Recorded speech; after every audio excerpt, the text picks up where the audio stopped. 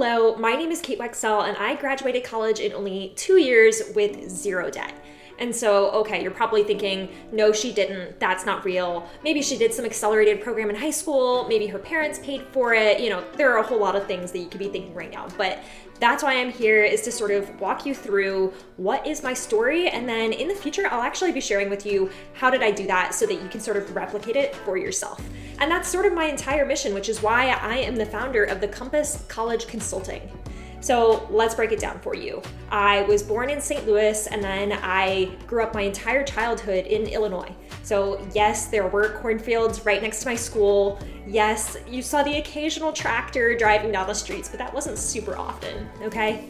So whenever I got to my senior year of high school, I honestly had absolutely no idea what I was doing. My parents had always told me that I needed to go to college, and I had always expected that of myself, but I really didn't know how to do that. So I spent countless hours watching different YouTube videos, and I actually spent my study hall periods and some days after school helping out my classmates. I had people in the top 10 ranks in my grade of over 200 students who didn't even know how to fill out the Common Application. And so I applied to all of these schools, really not knowing what I actually wanted or where I wanted to be. And then I ended up choosing the cheapest option, which was the University of Missouri-Columbia.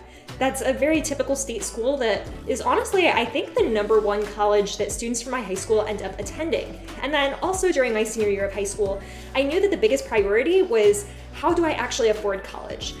And so that's the thing with attending college. Right now, the cost of college is the #1 deterrent for students to apply, attend school, and then it's also the #1 reason why students drop out. It's just too expensive. Like when our parents went to college, if they even did, college usually cost about $10,000 maybe at most.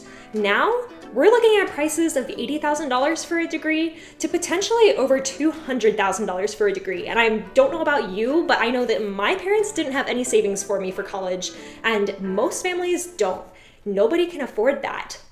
And so I spent most of my senior year applying to scholarships. I applied to over 50, and I ended up receiving 10 local scholarships that provided me with $20,000 of private funding. In addition, my university ended up providing me with merit scholarships, which is something that I'll teach you about and how you can actually get all of this money.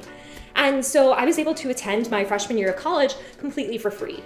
However, the thing was, I wasn't super happy there. There were a lot of people that I was even living with in my same dorm building that I had gone to preschool with. No offense to any of you guys. You guys are great. It was just, I kind of wanted a new crowd. And then I also felt like, okay, I'm in the middle of Missouri. I've spent my entire life in the Midwest. I want to actually be out in communities doing the good work.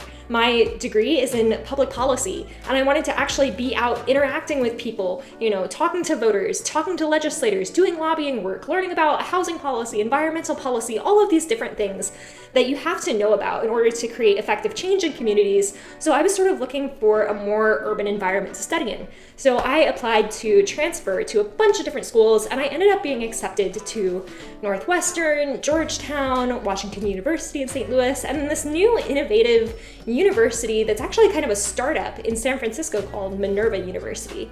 And so I was super excited. These were some schools that I had been rejected to when I had applied as a senior because, once again, I had no clue what I was doing. Nobody knew how to fill out these applications. So what I ended up learning was that it wasn't that I wasn't qualified the first time to get into some of these super selective schools. It was more just that I just didn't know how the process worked. And so I was ready to move to Chicago, pack up all of my things, go to Northwestern, and then I received the financial aid assessment. And it was saying pretty much at all of these schools, except for Minerva, that it was going to cost me over $100,000 to complete my degree. And that was even with financial assistance, because it's not like they were charging my family the full amount. But then they were also taking away credits that I had already earned at my university from attending and being a good student. So I completely withdrew all of my acceptances, and I was like, well, crap, I already told everybody that I'm leaving, and I had a good reason for why I wanted to leave. And so I ended up re-enrolling in the University of Missouri because my professors had been great, the coursework had been great, the opportunities had been amazing. But then I sort of just changed where I was actually taking the classes from. So I moved to San Francisco into the Minerva University dorms, and so I got to live with these students from all sorts of different countries and be a part of this big innovation hub. And so while I was living in San Francisco, I got to experience all of these different things circulating around me. Now I was taking my classes about the public policy process and how to innovate within society while actually going to lectures from the Stanford professors and startup founders showing me like how I could actually put that in action. And it was an incredibly valuable educational experience. So what I learned is that education is so important, but finding the best college for you is more about considering that location where you're actually going to be spending 4 years of your life. However, for me, it didn't end up being 4 years. And one of the reasons was because I realized if I wanted to stay in San Francisco, it is so expensive. And without being able to have a full-time job, I wasn't going to be able to continue having this amazing experience that I already was having there. So I ended up sort of accelerating my degree. I would have only had a year and a half anyway with the amount of credits that I already had, but I sort of shortened it down, took off a semester, and I was able to graduate in May of 2024 after only starting college in August of 2022.